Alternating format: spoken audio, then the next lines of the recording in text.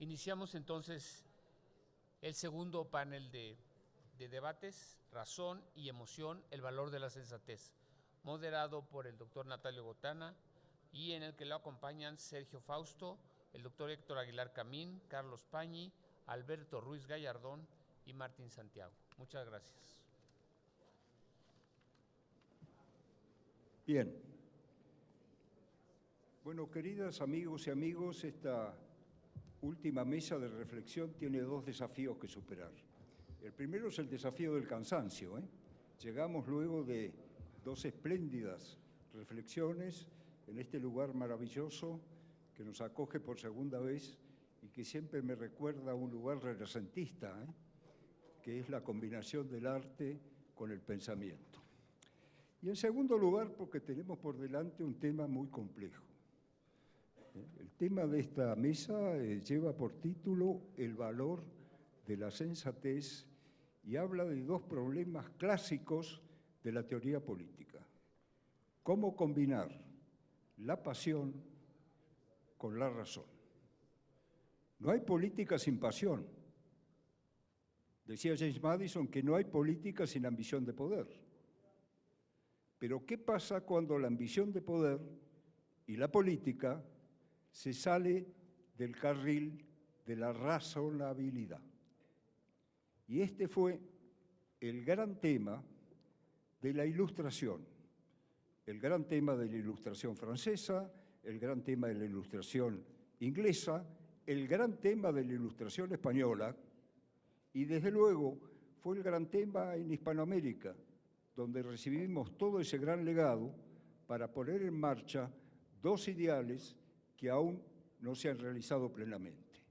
El ideal del Estado de Derecho y el ideal de la democracia.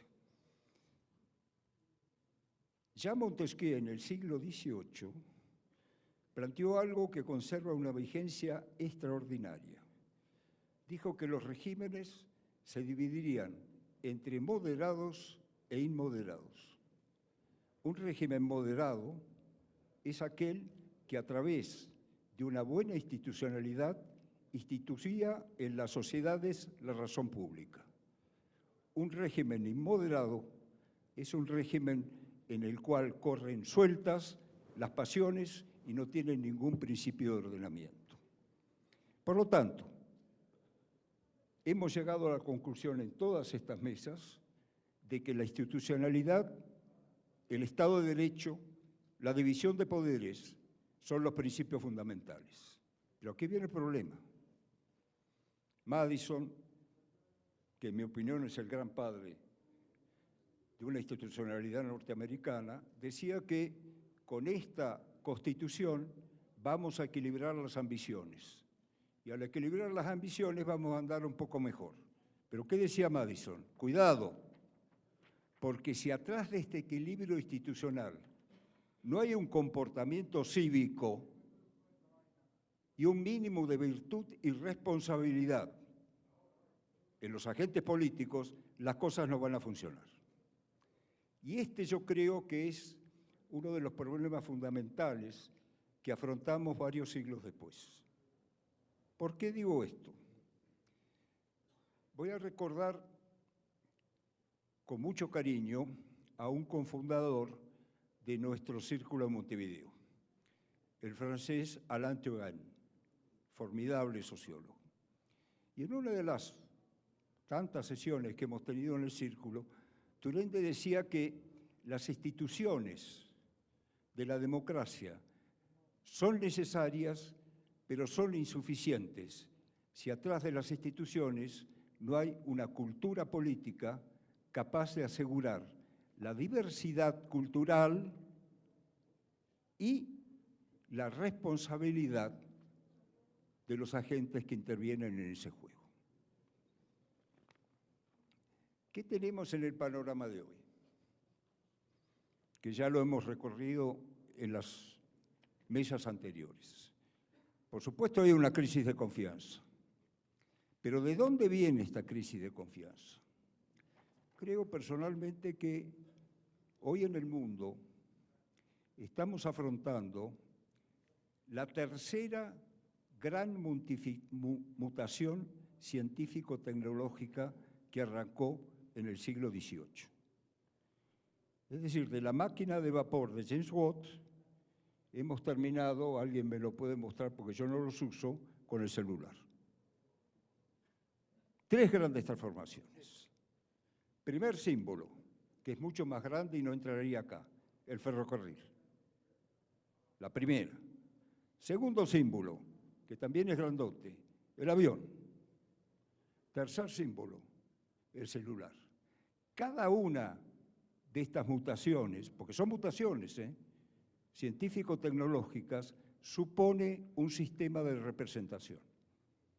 Bien o mal, entre don Porfirio Díaz en México y Julio Argentino Roca en la Argentina, afrontamos la primera revolución industrial y trazamos ferrocarriles. Pero eran gobiernos con una representación profundamente limitada. El salto de la representación política se produce con la segunda revolución industrial, que alcanza su plenitud, sobre todo a partir del término de la Segunda Guerra Mundial. Ese salto, y muchos de los que nos rodean aquí pueden dar testimonio de ello, se realiza a través del partido político, que es la gran invención de la segunda revolución industrial. Partido político de masas y el partido político que logra momentos estelares de esta segunda revolución industrial. La tercera revolución industrial, que es la que vivimos en este momento, plantea un gravísimo problema de representación política. Y al plantear un gravísimo problema de representación política, se han abierto las compuertas por las cuales, por esa abertura, empiezan a jurar libres las pasiones y empieza a jugar libre la iracundia política. Esta ruptura, en este tercer proceso de la representación política, la está llevando adelante el populismo. Populismo se ha volcado hacia la izquierda, populismo se ha volcado hacia la derecha. El populismo de esta tercera revolución industrial consiste en la manipulación de las pasiones. Por tanto, consiste en un pisoteo sistemático al viejo principio ilustrado de la sensatez. ¿Cómo se manipulan las pasiones en este momento? En la primera revolución industrial se manipulaban a través de la tribuna pública, el gran orador del Parlamento. En la segunda revolución industrial comienzan a manipularse a través de la radio y de la televisión. En la tercera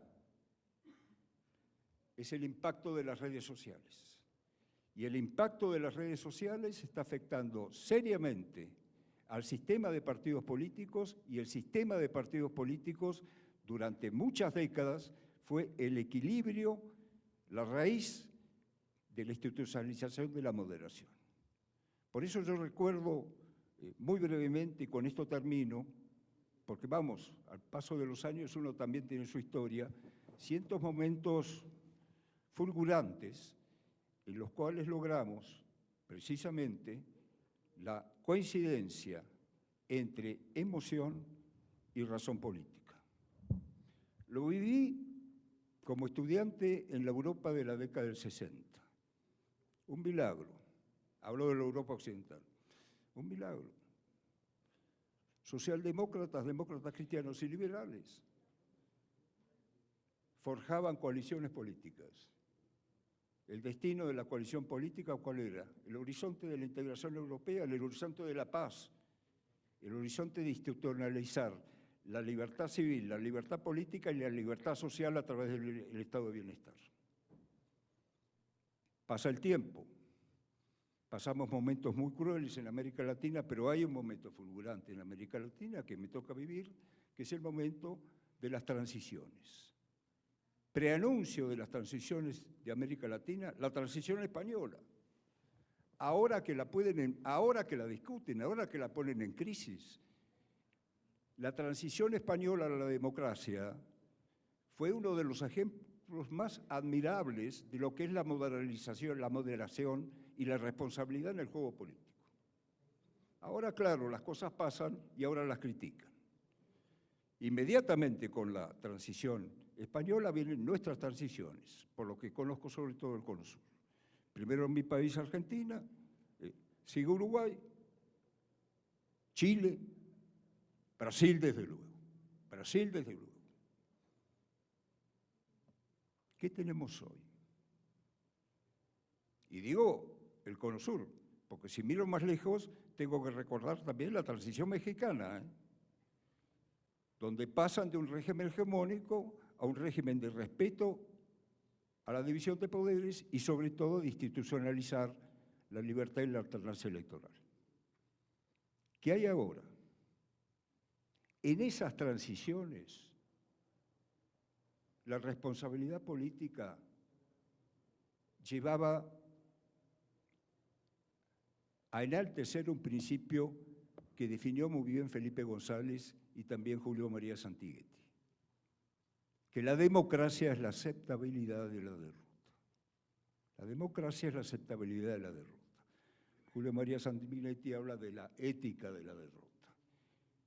Yo soy un poco más escéptico y hablo de la ética resignada de la derrota. Pero en fin, ética al fin. ¿Qué trae el populismo? Esa negación.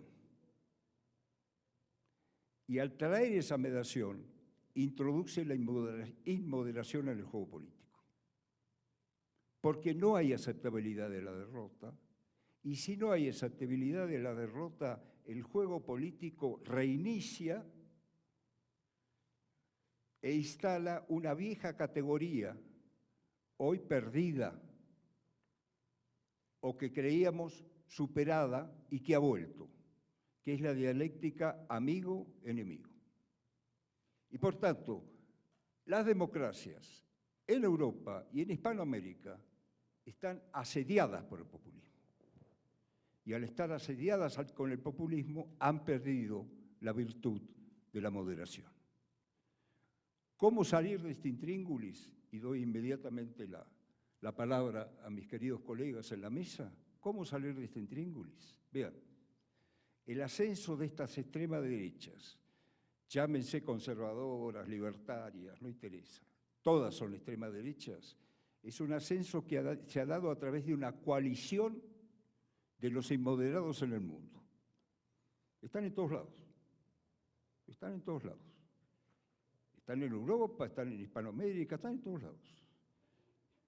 Y creo yo que lo que tenemos por delante es la gran batalla de la reinstalación en nuestra cultura política del valor del centro político. Sea ese centro político que mire hacia la derecha o que mire hacia la izquierda, pero centro político al fin, que mantenga el equilibrio de las instituciones. Y es una tarea inmensa, porque este centro político está sistemáticamente asediado. Por eso me parece interesante que reflexionemos tal vez en la necesidad de una alianza de moderados para las democracias que están sufriendo tanto ahora. Bueno, ahora corresponde que ceda la palabra a Sergio Fausto. Bueno, antes que nada quisiera agradecer al Círculo de Montevideo, en particular al presidente Sanguinetti y al ingeniero Carlos Lim por la hospitalidad. Bueno, rápido porque estamos realmente sobre la hora. ¿Quién soy yo? Yo soy el director ejecutivo de la Fundación Fernando Henrique Cardoso, el expresidente de Brasil, por lo tanto soy brasileño, ¿no? Y voy a hacer algunas referencias a Brasil en particular.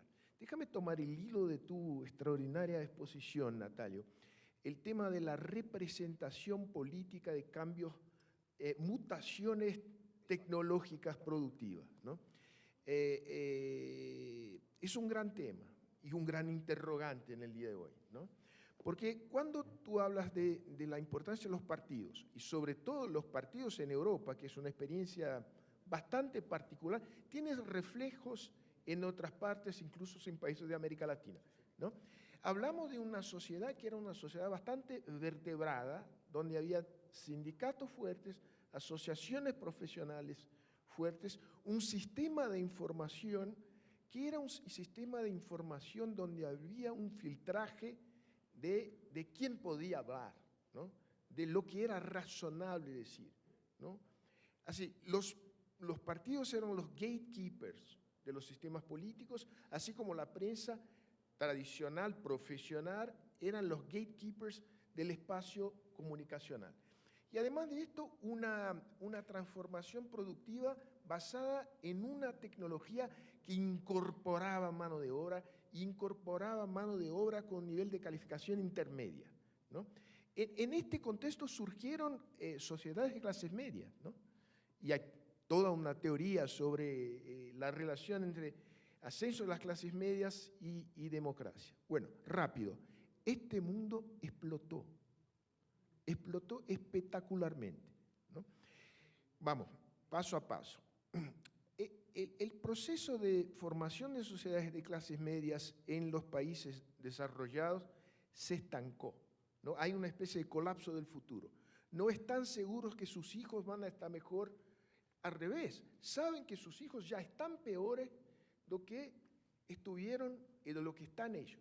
Esto genera un tremendo problema de inseguridad, ¿no? Y es más que esto. No son los dos sistemas, los dos procesos son distintos, pero convergen en la producción más que de una desafección, de un enojo en relación a las instituciones democráticas. ¿Qué otro proceso? Proceso de las guerras culturales, ¿no? Brasil. ¿Cuáles son los temas que provocan polarización fuerte? No son los temas económicos. No es el tema, porque ahí estamos hablando de bienes divisibles, un poco más de salarios, un poco más de utilidades. Esto se puede manejar de manera más o menos racional, porque cuando estamos hablando de valores, de la familia, de los derechos reproductivos de las mujeres, de la libertad de orientación sexual, de la libertad de hacer un tránsito de género, ¿no? Bueno, ahí son temas mucho más difíciles. Y en Brasil hay una tremenda politización de la religión. Este es un fenómeno, creo que en Brasil es muy fuerte. Hay una tendencia global de secularización, pero hay excepciones fuertes. En África, en Medio Oriente y en algunos países de América del Sur, en particular Brasil. Y es un cambio epocal, diría el expresidente Lagos, en términos de la demografía de la religión en Brasil. Pierden espacio los católicos, gana el espacio los protestantes, pero un cierto tipo de protestantes, no las viejas denominaciones, pero los llamados pentecostales y neopentecostales, que son religiones no racionalizadas, ¿no? Acreditan que el Espíritu Santo sigue haciendo milagros, que la gente puede reivindicar milagros al Espíritu Santo, tienen todo tipo de rituales mediúnicos y que generan mucha emoción, mucho fervor, ¿no? Bueno, estamos hablando aquí de casi 30%, los protestantes en general, todos, las viejas familias, las viejas denominaciones y los nuevos, ascienden hoy a 31% de la población brasileña, en un 5% tendrá 30 años atrás. Y van a sobrepasar los católicos si el ritmo de ascensión sigue como está, ¿no? Y hay gente que está organizada desde el punto de vista político, desde el punto de vista de comunicación. Gente que opera en las redes y opera en las televisiones. El fenómeno del teleevangelismo, que nació en Estados Unidos, se reprodució en escala ampliada en Brasil, ¿no? Y necesario decir que la pauta es una pauta extraordinariamente conservadora, ¿no? y enfocada en los temas morales. Bueno, ya hablé de esta transformación del mundo comunicacional. Un único dato sobre Brasil. Acordémonos de que Brasil es una sociedad de masa hiperconectada con bajo nivel de instrucción, ¿no? Bueno, ha mejorado la cobertura escolar, pero hay un tema de calidad, el analfabetismo funcional sigue siendo un problema. Bueno, Brasil, según el Global Digital Report de 2024, es el segundo país del mundo donde la gente más gaste el tiempo con Internet. Un promedio diario de 3 horas y 37 minutos, ¿no? Esto te da una idea de lo que es hacer política racional en Brasil. ¿Cuánto tiempo tengo? Poco más, 2, 3 minutos. Bueno, está bien. Un enfoque sobre lo que pasó con el sistema de partidos, con el sistema político, con los mecanismos de reclutamiento, selección y formación de las élites políticas en Brasil. La generación que lideró la transición, era formada por básicamente 3 vertientes. Una generación de políticos que venía de la experiencia anterior a la dictadura, que ya eran ciudadanos mayores, pero todavía actuaban. Una nueva generación de clases medias ilustradas. Fernando Henrique es el ejemplo estelar, ¿no? Tipo ideal, ¿no? Y un nuevo sindicalismo, ¿no? Una nueva clase trabajadora vinculada al sector moderno de la industria. Esta gente supo ponerse de acuerdo entre ellos y ponerse de acuerdo con la derecha civil, que salía del régimen autoritario, que se dio por una disidencia interna, no hubo un quiebre, ¿no? Bueno, esta generación, señoras y señores, se acabó biológicamente, ¿no? La biología es tremenda, ¿no? El último es Lula. Lula es el último político brasileño que tiene en su formación, en su ADN, esto de los acuerdos más amplios. Fueron reemplazados por ¿qué tipo de políticos? ¿No? Por representantes específicos de corporación, por extremistas en general ligados a las corporaciones policiales y a grupos religiosos, y por los profesionales de la política. Pero profesionales que manejan redes clientelares locales y que se especializan en carrear recursos públicos desde el nivel federal hasta con un nivel de desperdicio, de ineficiencia. ¿Cuál es el freno? El freno efectivo al extremismo hoy en Brasil es una paradoja, pero es el político profesional, clientelar, para el cual la política es un negocio, ¿no? Y tiene interés, entonces, que se mantenga el negocio. Y esto es un elemento de racionalidad en el sistema, ¿no? Poniendo al lado ahí el tema de la calidad de los outputs del sistema político. Bueno, creo que está bien, ¿no? Tengo ahí cuáles son los desafíos. Hay desafíos de contenidos, ¿no? Tenemos que abordar el tema de una transición justa, equitativa y sostenible hacia una economía de bajo carbono y una economía mediatizada por una tecnología digital y máquinas inteligentes. La cuestión es, ¿es un cambio que va enabling la mano de obra, o va a reemplazar la mano de obra? Eso es un tema clave desde el punto de vista de sociedad de clases medias, porque es una tecnología que afecta el trabajo de las clases medias, ¿no? Hay también un tema de recuperar, y ahí termino, Botana, recuperar la idea de que compartimos un destino común al nivel nacional, y ahí todo el tema de cómo se regula el nacional y el global, ¿no? Se perdió esto. La idea de que uno pueda pertenecer a la nación, que la nación haga sentido, en un sentido democrático, un sentido compatible con el pluralismo, esto se perdió. Hay fuerza en reivindicaciones de grupos identitarios, por un lado, y una retórica y una práctica de un nacionalismo autoritario y antipluralista, ¿no? Y en esto estamos, ya hablé demasiado, muchas gracias a todos y todas.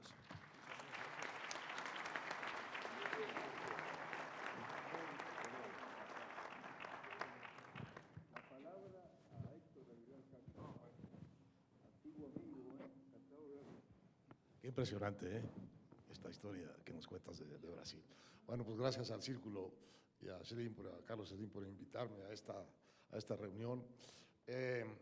Voy a darme una vuelta por mi cuadra a ver si puedo llegar un poco a los temas de la confianza, de la inversión y de los fundamentos elementales de un sistema político democrático.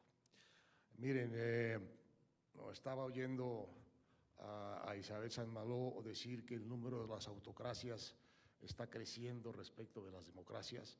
Les tengo una noticia, hay que apuntar una autocracia más, que es México.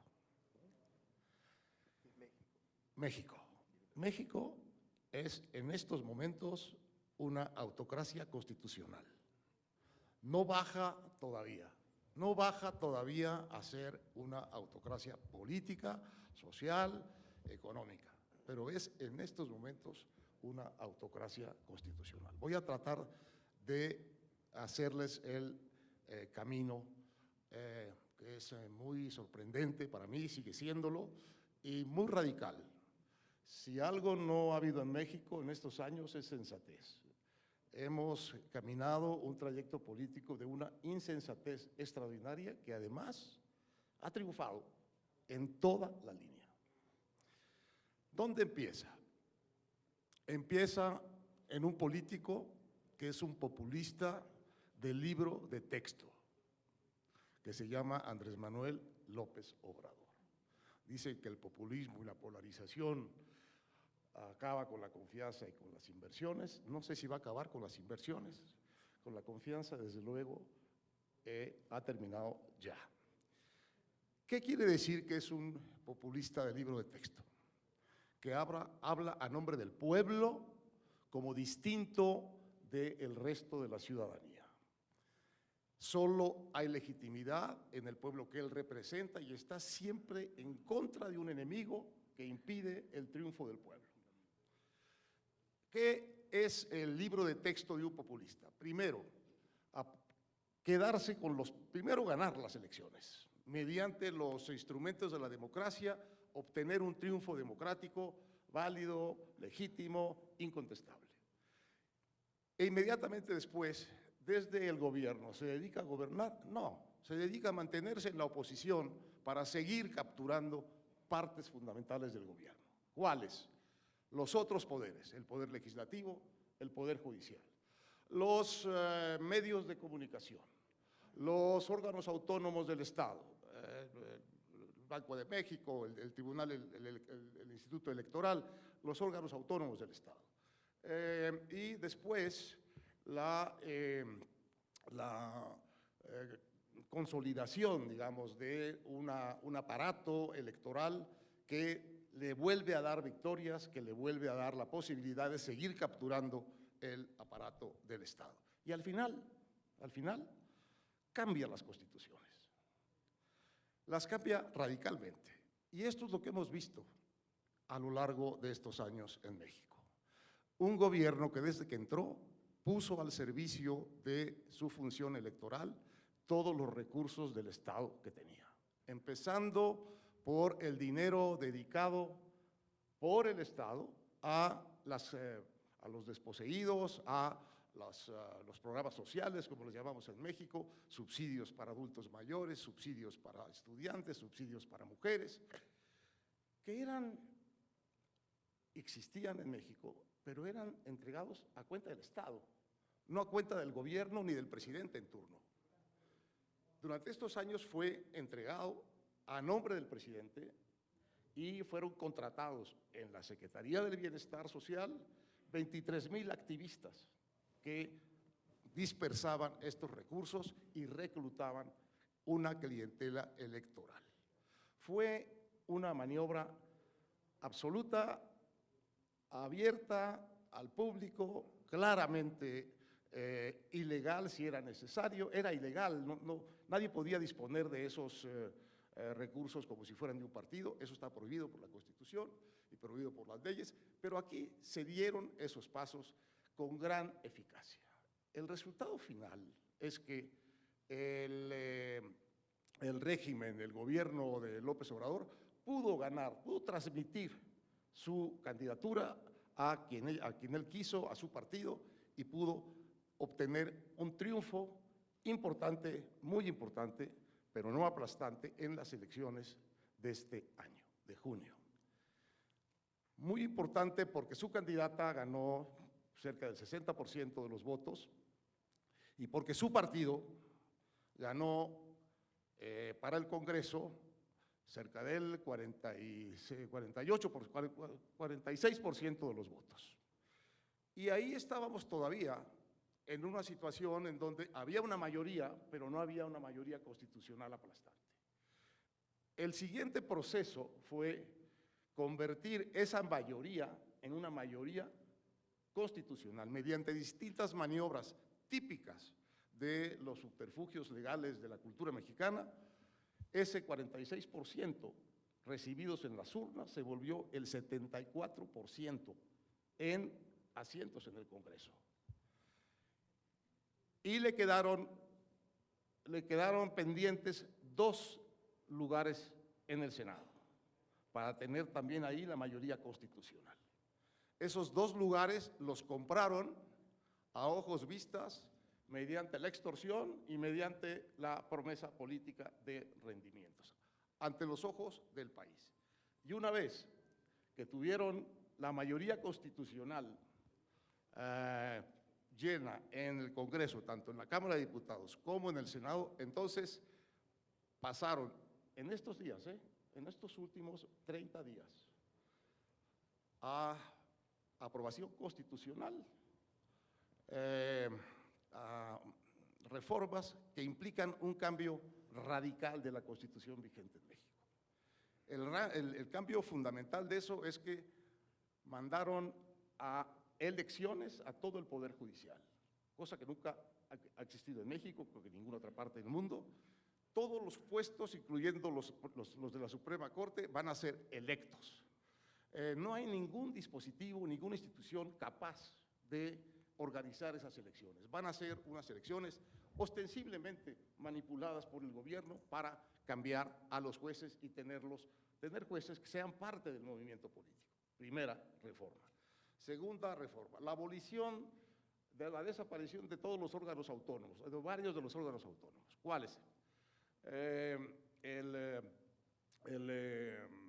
La comisión el INAI, el Instituto de Transparencia, el Instituto de Telecomunicaciones, la Comisión Federal de Competencia, la Comisión Reguladora de Energía, la Comisión Reguladora de Hidrocarburos, y otros 2 o 3. Solo dejaron el Banco de México, que lo tienen capturado, el Instituto Nacional Electoral, que no lo han tocado, pero hay un proyecto de reforma para eso, y la Comisión de Derechos Humanos, que pusieron a una señora que eligieron la primera vez con un fraude y la reeligieron ahora con otro fraude, y que es una señora que se dedica a defender al gobierno de los intentos de los ciudadanos de quejarse del gobierno.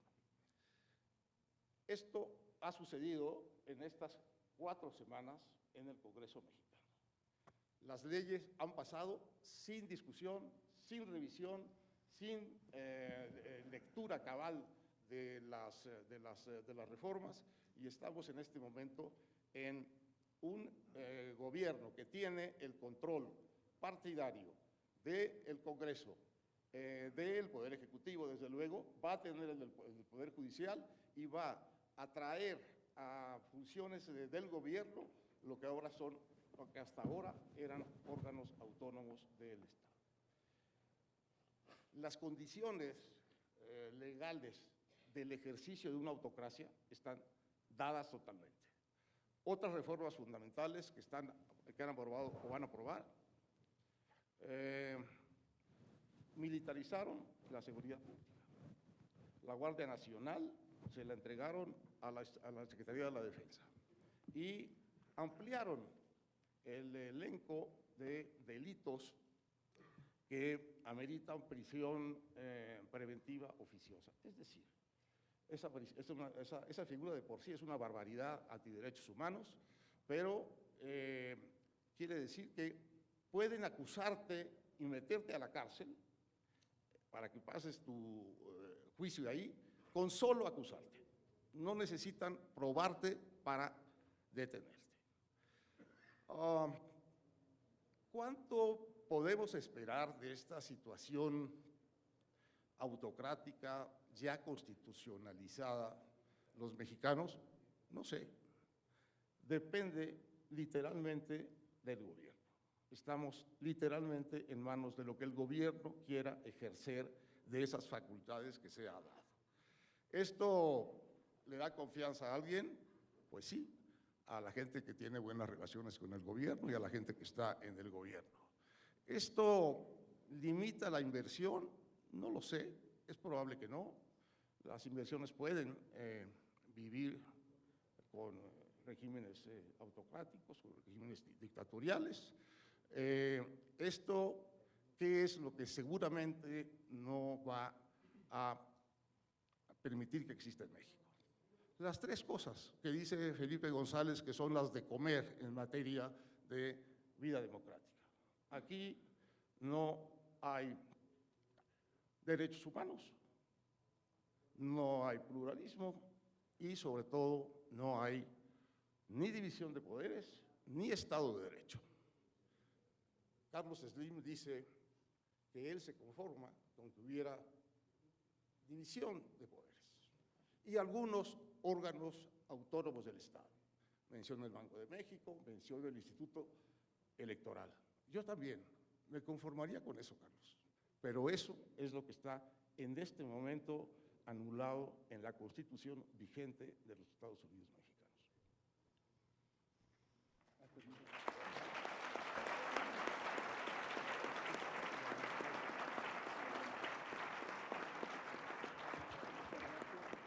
Tiene la palabra Carlos Pañi. Bueno, muy buenos días, ya tarde. Muchas gracias al presidente Sanguinetti, como siempre, por la generosidad de invitarme a estas reuniones tan interesantes, donde uno aprende tanto. Y gracias también a don Carlos Slim por la generosidad con que siempre nos recibe en su país y en su casa. Voy a tratar de hacer algunas variaciones sobre los temas que estamos tocando, enriqueciéndome con cosas que se dijeron, y ustedes van a notar, en algún momento voy a ser tácito, en otros momentos explícito, que gran parte de lo que voy a decir está alimentado por la experiencia que estoy viviendo y que estamos viviendo los argentinos en el país que más conozco, que obviamente es la Argentina, y que llama mucho la atención fuera de la Argentina, que es el fenómeno Milei.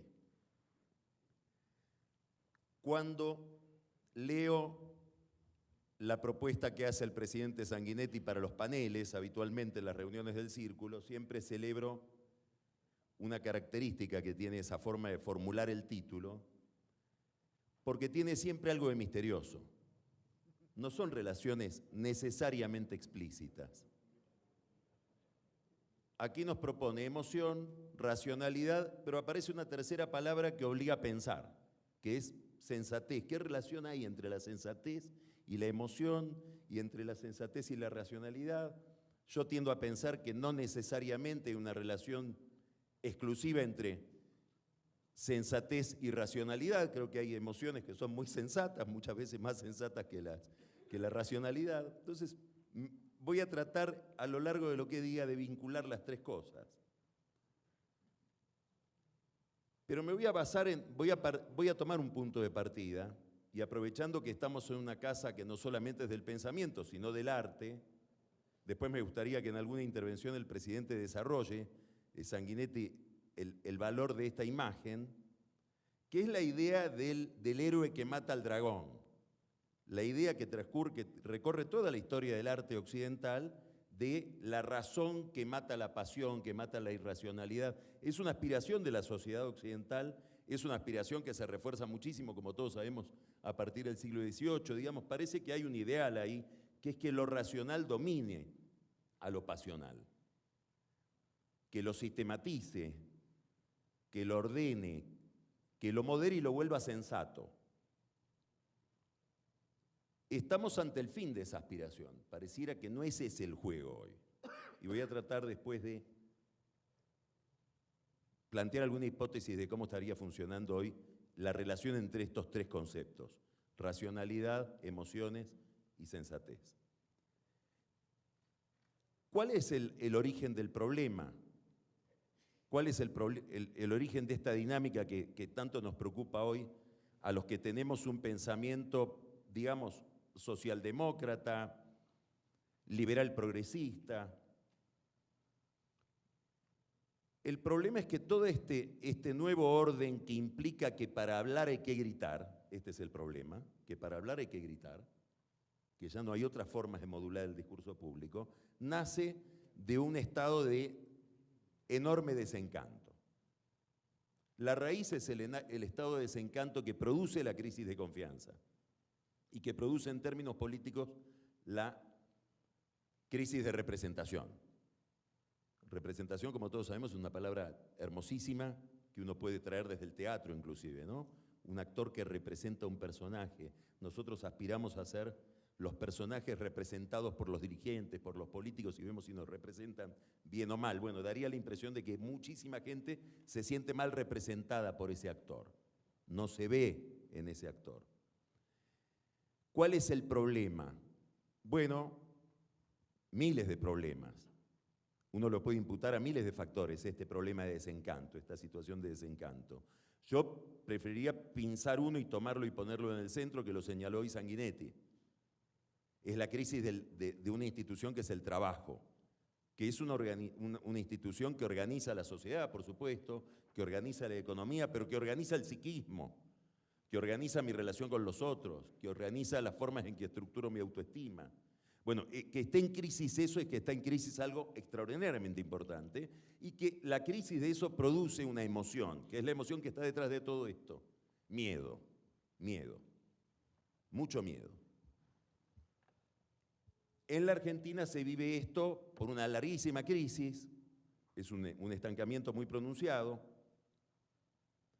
que lleva a que un país que fue un país modélico por la creación de clases medias, está expulsando gente de la clase media desde hace más o menos, por lo menos 50 años, y aceleradamente en los últimos 25 años se ha convertido en una gran máquina de creación de pobres. Es uno de los países, de los pocos países que hoy tienen más pobres que hace 25 años en el mundo. Quiere decir que no solo hay excluidos, hay expulsados. Gente que estuvo y ya no está, y que tiene, por lo tanto, con el sistema político una relación de resentimiento mucho más fuerte que aquel que nunca estuvo y supone que nunca va a estar, aunque tenga derecho a estar, obviamente. Esto fue auscultado por los sociólogos, por los expertos en opinión pública durante todo el año pasado. Yo me voy a basar en la experiencia de uno de ellos, es un español, psicoanalista, ex jesuita, un hombre de edad, con un extraordinario oído para escuchar lo que dicen en los focus group. Y él, que hace 20 años que va a la Argentina, dice, nunca vi el estado de desazón que vi hoy, que veo este año, donde a la gente le pregunto cómo está y al ratito se ponen a llorar. Se pone a llorar el señor que cuenta que salió con su hijo a dar una vuelta, le pidió ir al cine y no puede llevarlo al cine porque se le desbarata el presupuesto de toda la quincena. Llora la abuela que no sabe si va a ver a sus nietos cuándo porque sus hijos se van del país. Llora la señora que le tuvo que explicar a su hija que la tiene que pasar de una universidad buena a una no tan buena porque no puede pagar el arancel. Y yo a ellos les digo, pregunté una vez, habla el español, ¿no? ¿Y la política? Porque acá debe haber políticas, debe haber políticos. Y uno me contestó, la política es un circo vacío, nosotros ya no fuimos. Acá está el fenómeno, acá está el fenómeno. Ahora voy más directamente a la Argentina. Milei se recorta sobre este telón de fondo en una operación populista clásica que consiste en capturar este sentimiento y redirigirlo hacia la clase dirigente. Es decir, lo que decía hoy Felipe González. La respuesta es sencilla, los culpables son los políticos y si esto no sale, siempre van a ser los políticos. Transformados, y usa una palabra que usaba de anuncio en el fascismo y que usa Pablo Iglesias en España, casta. Es una palabra que sirve para el fascismo de los años 20 o para la radicalización bolivariana española de los años 2000, casta. Esto está agudizado en la Argentina, ¿por qué? Por otra desconfianza mucho más específica de la Argentina, que es la desconfianza en la moneda, la inflación. Y el deterioro, por lo tanto, del salario real. en un país que, por lo que venimos diciendo, el gran aumento del volumen de pobreza, es un país con muchísima informalidad. Entonces, la inflación en un contexto de informalidad es mucho más deleteria, es mucho más agresiva, porque son miles, millones de personas que tienen que defenderse un salario sin que se los defienda el sindicato, porque están fuera del sistema. Entonces, la desmoralización, el bullying que siente que les hace la política es mucho más fuerte.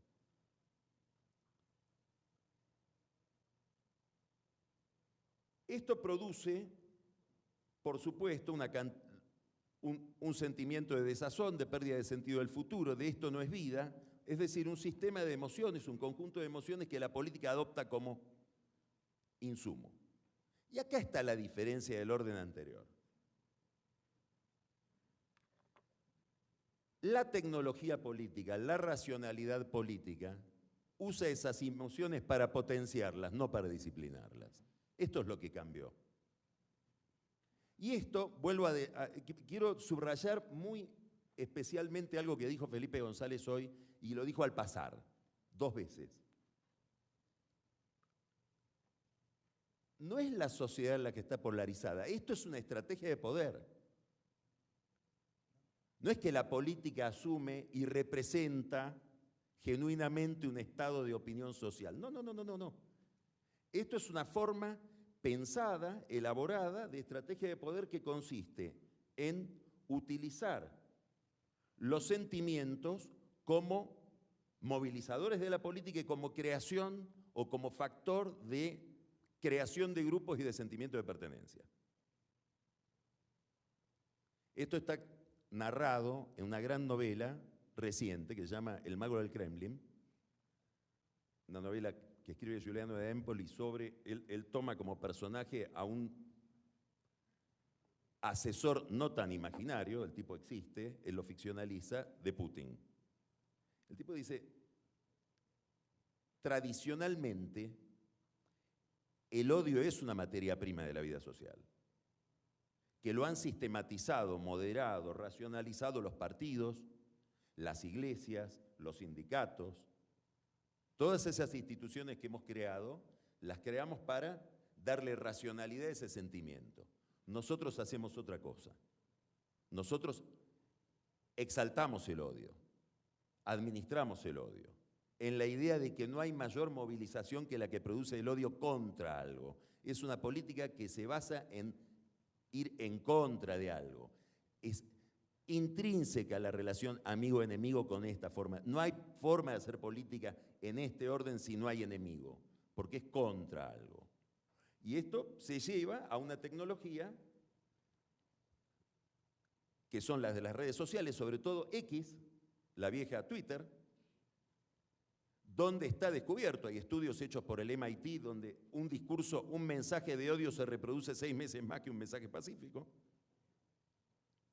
Y ahí se hace lo que se llama minería de odio. Se busca dónde hay odio. Y se hace política con ese odio.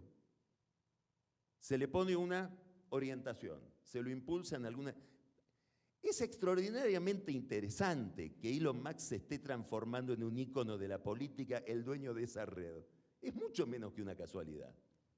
Que sea el empresario modélico de Donald Trump, de Milley, que haya semejante grado de politización hoy en Silicon Valley, donde han descubierto que aparecen políticos hechos a la medida de la ideología de esa industria, que es la ideología de un mundo manejado por el software, por el algoritmo. En el fondo lo que están pensando es que la política se podría reducir ridículamente a odio más algoritmo. Ahora, esto produce un efecto en todo el resto, en la Argentina lo estamos viendo. Hay un misterio en las relaciones transatlánticas, porque esto que voy a decir ahora nace en España también. Digamos, así como nosotros nos beneficiamos en su momento, como decía Natalio, de la transición española, que fue un modelo para toda la aproximación de América Latina a la democracia, un modelo extraordinariamente virtuoso, también nos llega ahora este otro fenómeno, que es una especie de secuencia entre el desencanto, la frustración, la radicalización de la opinión y el voto. Y el efecto que tiene esta radicalización sobre las fuerzas tradicionales en términos de fragmentación. Esto que vemos en España, donde eran 2 y ahora son no sé cuántos, lo vemos después en Chile, es el mismo fenómeno, donde empieza a haber una radicalización de las posturas políticas y algunos sujetos de los partidos tradicionales van en busca de ese voto y se radicalizan también y producen fractura dentro de su propia organización. Y lo vemos también en la Argentina, donde en la Argentina probablemente, más allá de la operación exitosa que está realizando Milei sobre la inflación, que es el problema, es como diría Ortega, el tema de nuestro tiempo, hay un estado del resto de la política de estupor que le da un margen de maniobra y de error a Milei extraordinario, porque nadie, además, no es la política solamente, ni los empresarios, ni los sindicalistas, ni los periodistas, nadie sabe qué pasó. Es como que llegó el COVID. ¿Cuántas veces tengo que lavar la mesada? ¿Me puedo comer la naranja después de pasarla 20 veces por cloro, doctor, o me muero igual? Esto es Milei, digamos, es la aparición de algo rarísimo. ¿Qué es lo raro? Que más de la mitad de la sociedad argentina, en repudio a lo conocido, por desencanto haya decidido caminar hacia lo desconocido. Eso se produce una vez cada 1000 años en una sociedad. Y esto es lo que acaba de ocurrir.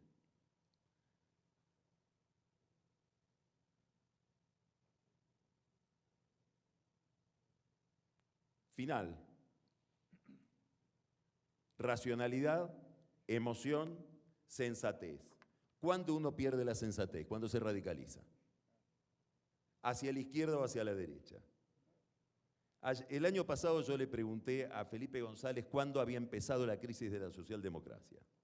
Me dio una respuesta para mí misteriosa, espero en este viaje develar el misterio, en la que pensé mucho después de estas elecciones americanas, porque él dio una respuesta que no explicó, que es cuando empezó la crisis del Partido Demócrata en Estados Unidos.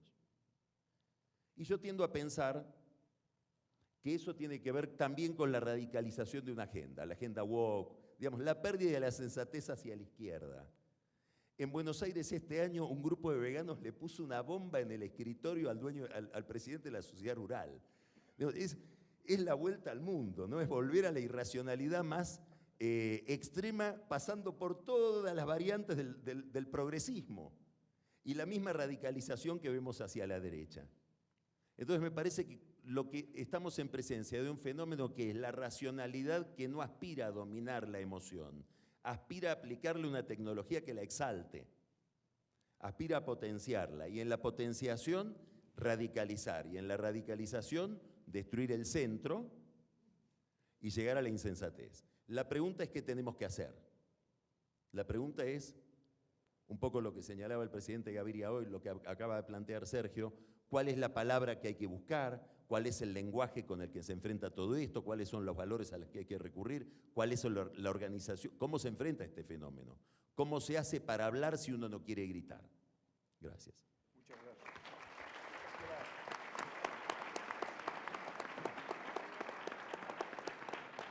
Palabra Alberto Ruiz Gallardo. Gracias, Natalio. Muy buenas tardes a todos. Yo creo que tenemos obligación de ser corteses con nuestros anfitriones. Gracias, presidente Sanguinetti. Gracias, querido Carlos, por acogernos aquí con todos ustedes. Y la cortesía a estas horas de la tarde se tiene que traducir en brevedad. Así que yo muy telegráficamente déjenme que apunte algunas ideas para coincidir en lo más y discrepar también en alguna cosa de lo que han dicho mis compañeros de ponencia. Se ha hablado mucho y ustedes, vosotros, habláis siempre con admiración y con generosidad de la transición española. Esa transición que podemos decir que empezó formalmente en 1978 con la aprobación de la Constitución y que se pone como modelo. Pero se ha hablado también de lo que ha sido el progreso económico de España durante todos estos años. Y el análisis muchas veces, a mi juicio, es simplista, es decir, qué bien le viene a la economía y a la democracia, porque con democracia ha prosperado muchísimo España. A lo mejor lo estamos formulando mal y es al revés. A lo mejor es al revés. A lo mejor es que a la democracia es a quien le viene bien la prosperidad económica. O, por llevar el argumento hacia el infinito, si no tenemos crecimiento económico, no tenemos democracia. Y ahí es donde voy a una pequeña discrepancia contigo, querido Héctor, cuando dices que los sistemas autocráticos no expulsan las inversiones. Yo creo que sí. Yo creo que sí. Yo creo que por muchos análisis que hagamos, brillantes, sesudos, sociológicos, filosóficos, históricos, sobre el nacimiento del populismo, sobre sus orígenes, sobre el componente que aquí se han expresado con brillantez, yo, que no me caracterizo por tener un sentido materialista de la concepción histórica, sí creo que el populismo nace fundamentalmente como consecuencia de los fracasos económicos de los gobiernos democráticos. Y eso es tan radical como necesario de interiorizarlo. Porque si pensamos que a través de la dialéctica, de la discusión, de la brillantez, vamos a resolver los problemas que creo que todos coincidimos que el populismo nos está causando a nuestros, hasta ahora creíamos estables, sistemas democráticos, y veremos hasta dónde llegan, quizá nos estemos equivocando. Y quizá lo que tengamos que hacer es ser más básicos y más primarios y darnos cuenta de que por encima de los discursos, de la dialéctica, del lenguaje, sin duda fundamental, casta, pero lo que hay es una insatisfacción. Y esa insatisfacción es lo que produce las condiciones objetivas necesarias en las cuales se desarrollan los planteamientos populistas. Ataquemos, por lo tanto, el problema en su esencia. Y su esencia no es dialéctica, ni siquiera es política, entendido la política con minúsculas. Su esencia es económica. Su esencia es económica y tenemos que ser conscientes de que la primera condición que podemos y debemos como ciudadanos exigirles a nuestros gobernantes es que utilicen los recursos que nosotros democráticamente ponemos a su disposición para mejorar nuestra calidad de vida, para hacer posible algo con lo que hemos vivido prácticamente todos y que en España ya está dejando de ser una constante, y es la seguridad de que íbamos a dejar a la generación de nuestros hijos un país mejor, más próspero y más libre que el que habíamos heredado de la generación de nuestros padres. Hoy, los españoles no podemos decir eso a la generación de nuestros hijos, porque no se dan esas condiciones objetivas. Y aquí es donde quiero enlazar con una idea que también ha dejado caer como de pasada Felipe González, pero que me parece esencial para acabar coincidiendo con el argumento fundacional de esta mesa que nos ha explicado Natalio. Y es la seguridad jurídica. Pero la seguridad jurídica no contemplada como un derecho fundamental, que lo es, no contemplada como la respuesta del Estado de Derecho a la legítima aspiración a tener una tutela judicial efectiva, que lo es también, sino la seguridad jurídica entendida como un factor de competitividad, como un factor de competitividad económico. Y ahí es donde encuentro mi discrepancia contigo, querido Héctor. Los que hemos tenido la fortuna en nuestra vida de administrar espacios locales, pequeños, en un mundo globalizado, y yo coincido con el presidente Fernández que la globalización forma parte estructural de la economía en el siglo XX y en el siglo XXI, pero creo que hay una crisis de la globalización. Creo que se van a sustituir muchos factores de beneficio por factores de confianza, y aquí hoy mismo se han puesto ejemplos.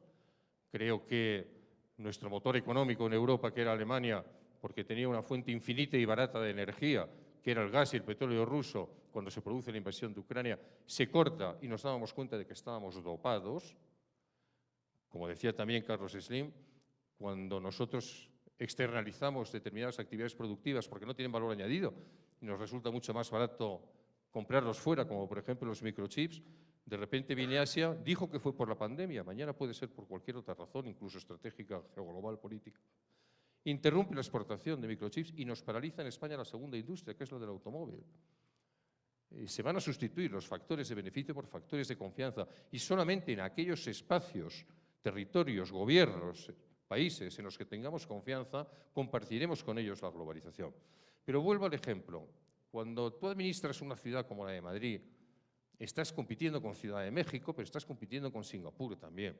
Y en el mundo globalizado el inversor puede decidir dónde localiza su inversión con unos criterios que tú como gobernante intentas aprender y conocer para ser más competitivo. Claro, yo siempre pensé que lo clásico, que eran por supuesto las infraestructuras de transporte de mercancías, en materia prima y mercancía manufacturada, transporte de personas y transporte de datos.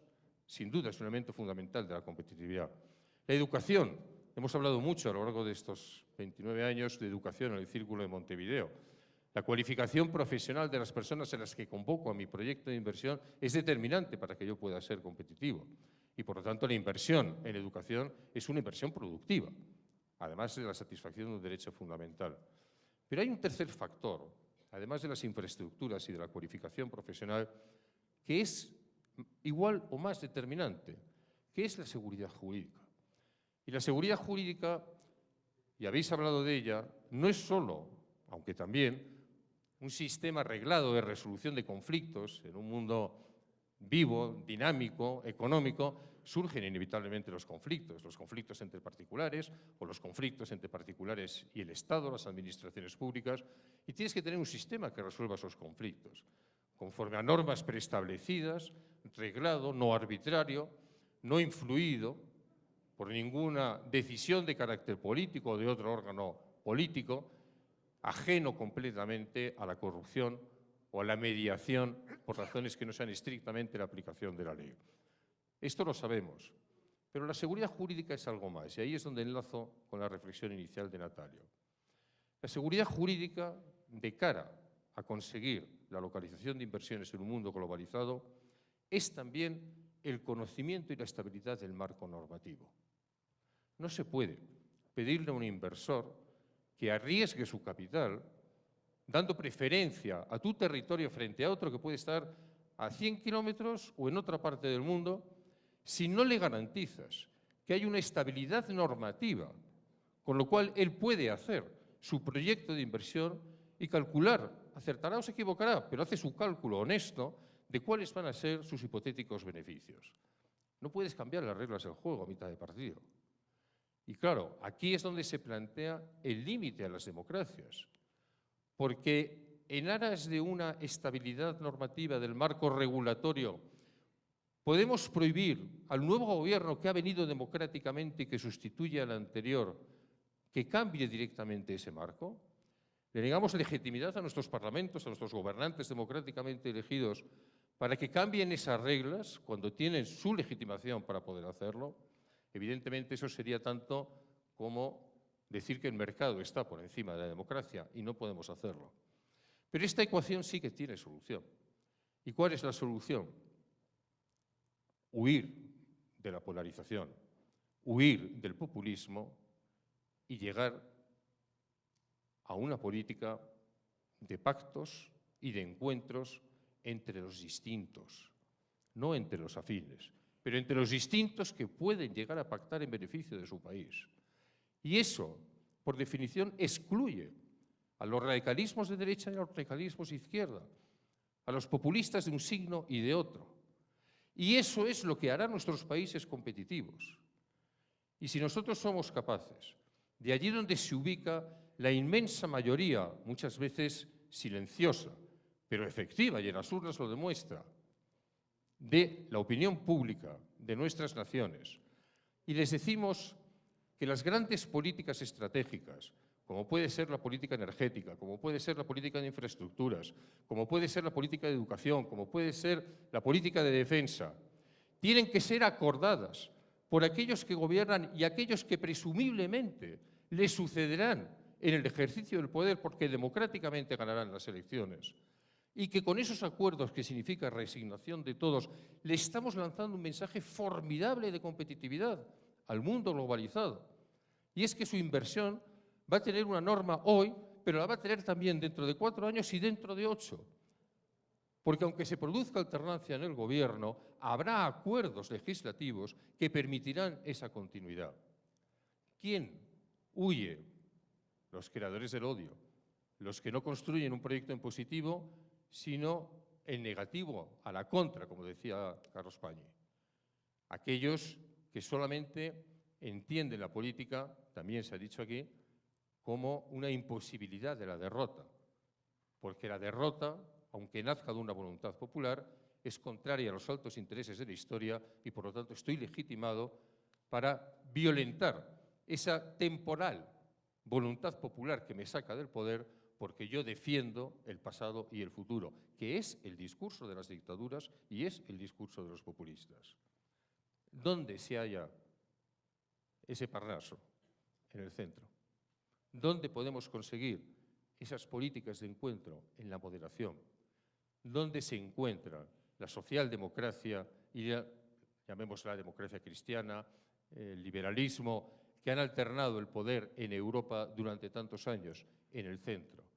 Si siguiésemos ese ejemplo y en lugar de, cuando un partido pierde la mayoría suficiente para gobernar en solitario, buscar la alianza en sus extremos, populistas de izquierda, los socialdemócratas, populistas de derecha, los conservadores, propiciásemos lo que en Europa solamente ha ocurrido en Alemania, que es el encuentro entre las dos grandes corrientes de opinión que han levantado nuestro continente después de la atroz Segunda Guerra Mundial, probablemente estaríamos consiguiendo un espacio de competitividad que nos haría extraordinariamente atractivos para localizar la inversión.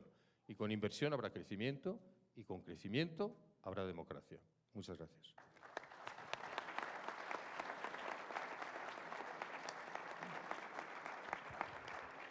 Muchas gracias, Alberto. Tiene la palabra Martín Santiago. Bueno, muchísimas gracias, Natalio, y muy buenas tardes a todas y todos ustedes. Y el agradecimiento va para ustedes porque que estén aquí en la hora del almuerzo para nosotros es absolutamente gratificante. También muchas gracias al presidente Sanguinetti y a Carlos Limp, siempre, por supuesto, por la generosidad, pero sobre todo por la hospitalidad intelectual y además, pues, decir que es un honor y un privilegio estar con todos los miembros del Círculo, y para mí siempre pues, es como un pequeño regalo que me hacen una vez por año, de manera que estoy extremadamente agradecido. ¿Qué se puede decir después de todo lo que hemos escuchado desde temprano esta mañana y de una persona que seguramente soy el más insignificante de todo este grupo? Pues posiblemente pocas cosas, pero voy a intentar tal vez traer algunos parámetros, algunas dimensiones no suficientemente visibilizadas o tal vez expresadas de otra manera. Y solo por nombrarlas es lo que voy a intentar hacer. Y voy a partir tal vez de un lugar común de todo lo que hemos escuchado esta mañana, y no voy a poner porque han sido tantas los aportes valiosos, decir que estamos en unos tiempos que podríamos decir que son extraordinarios. Y son extraordinarios, aunque parezca una paradoja en el uso del lenguaje, porque son terriblemente inquietantes o perturbadores, y al mismo tiempo, presidente Sanguinetti, yo confío exactamente, creo, como usted decía, en la esperanza, son tremendamente desafiantes. Y desde aquí voy a tratar de trazar, me va a tomar 10 minutos, y disculpen que abuse de su paciencia, el esbozar 3 o 4 consideraciones o observaciones que parten de que estos tiempos no son por insatisfacción, Alberto, son, yo creo que por incapacidad del sistema de dar cumplimiento a las promesas, igualdad, justicia, pero no voy a entrar por ahí, de no producir suficientes respuestas o tener tal vez resultados insatisfactorios. De manera que cuando nosotros lo pensamos de este modo, el corolario de estas 3 cosas que acabo de decir a la carrera significan los populismos. Y cuando decimos populismos ya no es, en otras reuniones del Círculo, cuando hemos hablado de estos temas, decíamos, es un fantasma que va a atravesar nuestras democracias. Ya no podemos decir eso, porque ya no es un fantasma, es algo encarnado que está en los salones y está en el corazón y en el centro de nuestras instituciones. Tiene cara visible ya. Y no solamente tiene cara visible, sino que ahora tiene puntos suspensivos que nos están llenando la realidad, y el futuro inmediato nos está llenando la realidad de unas todavía más preocupantes insinuaciones de nuevos y viejos autoritarismos. De manera que es tremendamente peligroso en donde estamos. Pero voy a ser disciplinado con el panel, con nuestro panel. fíjense qué aportaciones ha habido, qué más podría yo decir. Y el panel tiene el llamado a una virtud, pero yo creo que es a una necesidad absolutamente urgente que se llama sensatez. Y la sensatez sería aplicar al comportamiento político de nuestra acción política el buen juicio. Eso es lo que diría la Real Academia de la Lengua cuando define sensatez. Pero yo le voy a hacer un pequeño gradiente a esto que les acabo de compartir. También implica un equilibrio, y aquí ya tengo un par de muy mínimas discrepancias, Carlos, contigo. Busca un equilibrio, un balance entre algo que forma parte desde hace mucho tiempo, desde hace casi 2 milenios, porque estaba en la Grecia clásica, que es ese equilibrio entre la razón y la emoción. No pensamos solamente en la trilogía de Aristóteles, desde su República, desde la Ética de Nicómaco o desde la teoría de las emociones. Es decir, ha estado presente en la ciencia política, en las ciencias sociales y en la teoría política siempre. Pero voy a lo que es novedoso. Y por eso tenía este apelo a la sensatez, que hay que buscar ese equilibrio entre la razón, que desde la Ilustración ha sido la fuente del conocimiento y la verdad, con la empatía emocional. Es decir, que es así. ¿Y qué es lo que es novedoso? Cito 2 corrientes, hago un comentario sobre el populismo y voy a cerrar con lo que me parece que es lo más absolutamente esencial, y le doy las gracias al presidente González porque lo ha mencionado, que es esa apelación a la convivencia, y aquí se ha dicho de muchas formas, pero es absolutamente lo esencial, que es la pérdida y la crisis de los consensos que tenemos en nuestras sociedades. Pero voy a esas 2 cuestiones, Carlos, y este es el segundo, y además tú que eres un admirador de Niall Ferguson. En los años recientes, en las últimas décadas, hay 2 corrientes absolutamente, y voy a ser muy telegráfico, no crean que me voy a, como diríamos en España, enrollar ahora en estos temas, pero hay como 2 corrientes de pensamiento que se han abierto y que son absolutamente claras y que nos determinan. Una es el giro afectivo, que es una teoría política que empezó con la teoría del cuerpo en los años 70 del siglo pasado, pero que ha ido ganando fuerza, y que lo único que nos dice es que tenemos en nuestras sociedades políticas, tenemos una textura, una geografía emocional, que quiere decir, y esto es lo novedoso, y esto es lo que absorbe y utiliza el populismo, de que hay unos territorios en nuestras comunidades políticas que realmente están gobernados, están influenciados por las emociones. Y obviamente, cuando digo influenciados, influyen en la percepción, en la visualización, en el comportamiento y la conducta, y obviamente cuando lo llevamos al territorio político, influyen en la determinación de elecciones políticas, en las posibilidades del voto, hasta incluso en las opciones de cambio social contemporáneo. Y nos dice una segunda cosa, que tampoco es nada novedoso, sino que tenemos esta textura emocional. Nos dice también de que populismo con letras mayúsculas, de que las emociones pueden ser moldeadas, lo voy a poner en esos términos, no quiero utilizar la expresión de manipuladas, pero que las emociones pueden ser moldeadas. Es decir, Martha Nussbaum nos diría que pueden ser educadas, y tiene una serie de teorías absolutamente maravillosas sobre el tema de cómo entender nuestras sociedades políticas desde el punto de vista, su teoría del amor desde el punto de vista de las emociones. Pero voy a la segunda corriente, que se llaman hemocracias. Y esto es un término que ha sido, por eso decía Carlos, este es un término en un pequeño ensayo que les recomiendo, muy difícil de encontrar, que se llama así, se llama hemocracia, que le quita el demos y lo deja en emos, que es la emoción, y el poder de las emociones, que ha sido escrito en el año 2019 por Niall Ferguson, este famoso historiador. ¿Y qué nos dice qué nos dice él sobre las hemocracias?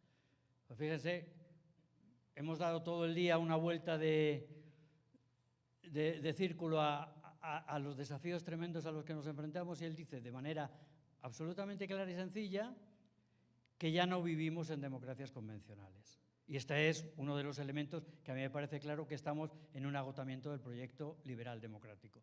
Ya no vivimos en democracias convencionales, dice Niall. Lo que dice es que vivimos en sociedades políticas que están gobernadas por las democracias y que han reconstituido completamente nuestro tejido político, pero han reconstituido, y este es uno de los puntos con los que voy a terminar, han reconstituido el sujeto político del siglo XXI. Y dice además, no solamente está ocurriendo esto, que nuestras democracias del pasado ya no son como nosotros creíamos o ponemos la voluntad para que sean, cuando es muy difícil que podamos volver a ponerle los límites, sino que nos dice que esto es un peligro absolutamente, es una amenaza mortal para la supervivencia de la democracia. De manera que cuando uno mira, y he dicho el agotamiento del proyecto liberal, para mí, y también se ha mencionado en todos, y bueno, nos lo ha sugerido Natalio cuando empezaba con esta tan impresionante introducción que ha hecho para este panel, tenemos que ir al corazón de cómo se ha erosionado la cultura democrática en nuestros países. Y pongo simplemente cuatro titulares porque yo no tengo tiempo. Y pensaba haber entrado a hacer esto, pero y además no son nada novedosos porque el círculo se ha pasado no sé cuánto tiempo hablando de esto. El primero de ellos es, sin ninguna duda, el surgimiento de este nuevo sujeto político que tiene además una nueva subjetividad que es totalmente tribal identitaria. Y tal vez a lo mejor hago un pequeño paréntesis sobre esto. El segundo es la degradación del espacio público. Fíjense en términos, los que somos politólogos que hemos nacido y crecido intelectualmente con Habermas, pero es la degradación del espacio público que tiene un debilitamiento clarísimo de la deliberación, de la argumentación racional. En segundo lugar, ha generado una gran polarización y fragmentación que es la grieta argentina. Y en tercer lugar, que es también, que no hemos tocado en esta mañana, que es la pérdida de la tolerancia. Vivimos en sociedades intolerantes. Tercer punto, que sí ha salido esta mañana, la desintermediación, pero no desde el punto de vista de la crisis de representación, sino desde el punto de vista del papel que jugaban dos agentes de mediación absolutamente fundamentales en nuestra sociedad, los partidos políticos y los medios de comunicación, que los dos han perdido el norte.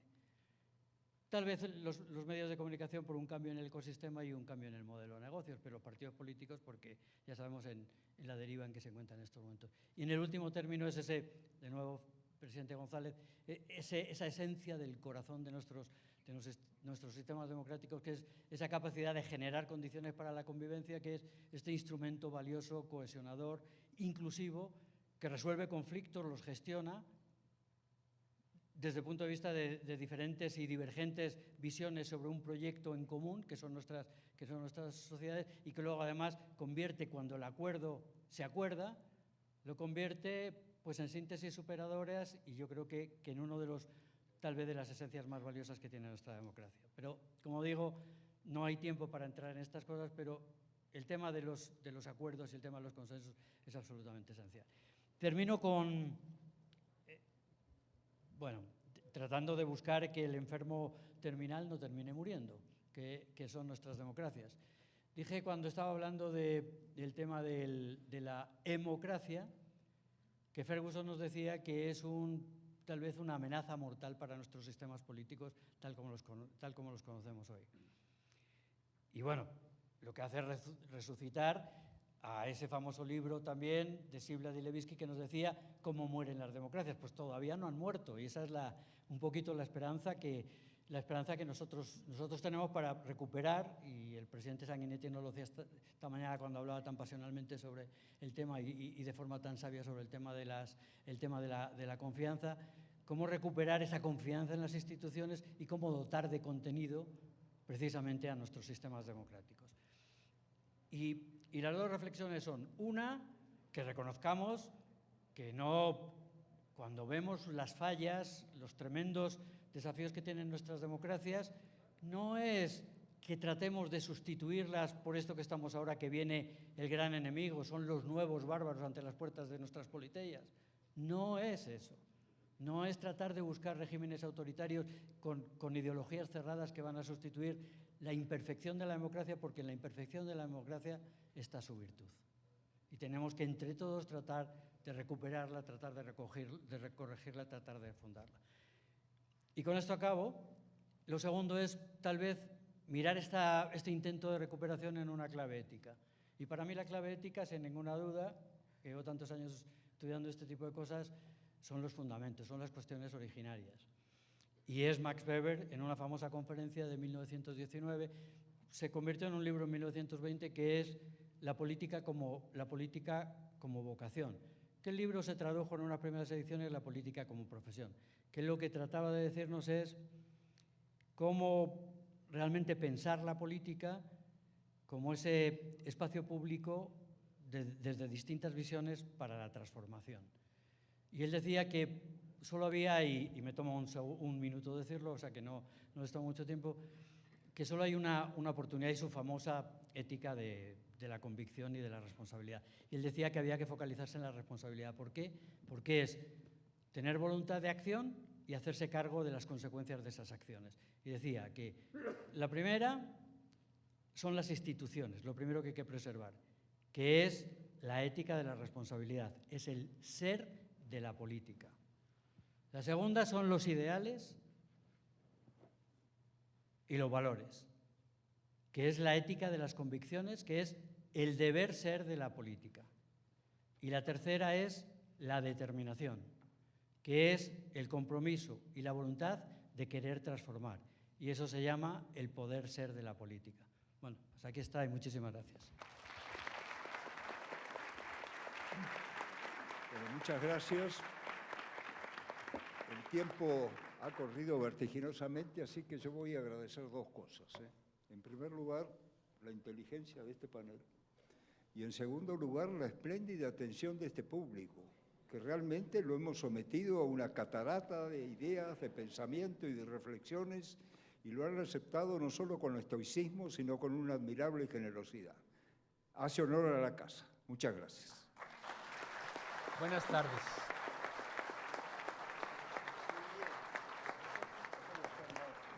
Por favor, no olviden sus pertenencias. Mañana comenzamos a las 9:30.